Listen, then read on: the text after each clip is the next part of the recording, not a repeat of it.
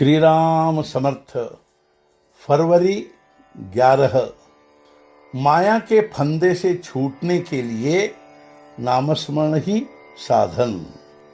परमेश्वर की भक्ति करे, उसका नामस्मरण करे, ऐसा बहुत लोगों को जी से लगता है, लेकिन किसी न किसी कारण से वह हो नहीं पाता। ऐसा क्यों होता है? इसका कारण है माया की बाधा। माया को हटाकर भगवान तक कैसे पहुंचे? माया तो भगवान की छाया की तरह है। यदि भगवान को कहा जाए कि उसे छोड़कर तुम आओ, तो यह कहना वैसा ही है कि तुम मत आओ। यदि किसी व्यक्ति से कहा जाए कि आप आइए, लेकिन अपनी छाया को मत लाइए, तो वह कैसे संभव होगा? अतः माया का अस्तित्व तो होगा ही। प्रश्न तो यह है कि हम उसके फंदे से छूटकर भगवान के पास कैसे पहुंचे? इस प्रश्न का उत्तर एक ही है, उसका नामस्मरण करना। नामस्मरण के द्वारा ही माया के फंदे से छूटकर भगवान के समीप पहुंच पाएंगे। जैसे व्यक्ति के बिना छाया का अस्तित्व नहीं हो सकता, वैसे ही माया का स्वतंत्र अस्तित्व नहीं है। उसी प्रकार उसकी अपनी कोई शक्ति भी नहीं है, क्योंकि उसकी हलचल व्यक्ति की हलचल के अनुसार ही होती है।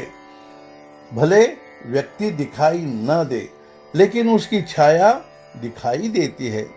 उसी तरह माया का अस्तित्व का हमें भान होता है।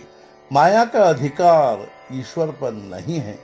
यदि कोई व्यक्ति पूर्व दिशा में चल रहा हो, तो उसकी छाया भी उसके पीछे से उसी दिशा में जाएगी। यदि छाया चाहती हो कि मैं दिशा में बदल करके दूसरी दिशा में अर्थात पश्चिम दिशा में जाऊंगी, तो वह संभव नहीं होगा। यदि वह व्यक्ति पश्चिम दिशा में जाएगा, तभी छाया को पश्चिम दिशा में जाना संभव होगा। इसका मतलब है माया भगवान के अधीन है। सारा विश्व ही माया रूप है, अर्थात वह परमेश्वर की छाया है। इसका अर्थ यह हुआ कि विश्व का आधार परमेश्वर ही है। अब सवाल यह है कि माया के फंदे से छूटकर ईश्वर तक कैसे पहुंचे?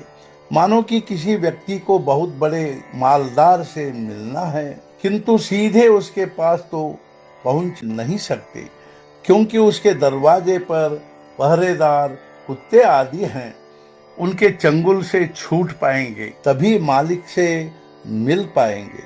किंतु मान लो कि उस मालिक के हस्ताक्षर का पत्र, जिसमें लिखा हो कि तुम फलाने दिन मुझसे मिलो, तो वह पत्र दिखाते ही पहरेदार हमें बिना शिकायत भीतर जाने देगा और हम मालिक से मिल पाएंगे।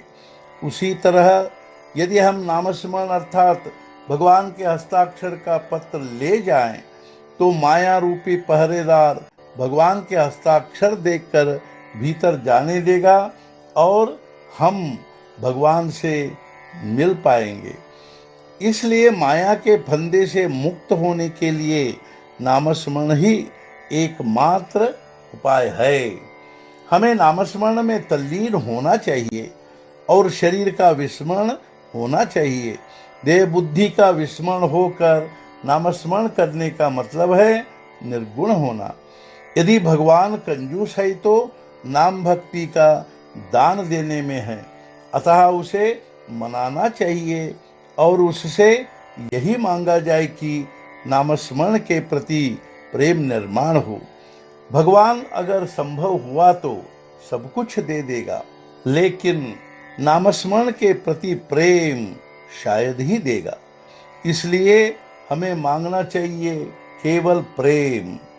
प्रभु राम के प्रति निरंतर अनुसंधान रखा जाए और आनंद से जीवन व्यतीत करे।